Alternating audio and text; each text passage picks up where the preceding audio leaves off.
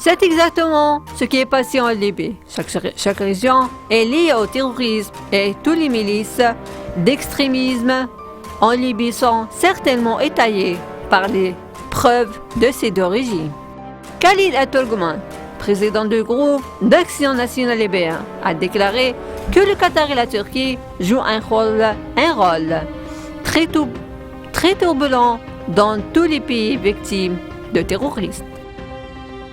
Les régimes d'Al-Ahmadain et d'Erdogan sont venus intervenir directement dans une tentative de diviser la Libye depuis 2011. Les déclarations du président du groupe de travail national libyen confirment aussi par les ambitions du Qatar et des Turcs dans les richesses du Qatar, du gaz et du pétrole libyen.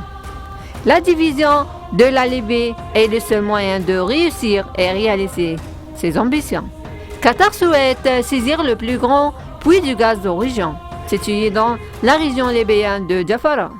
Des études et d'exploration confirment que ces puits sont suffisants pour le continent européen pour 30 ans prochains.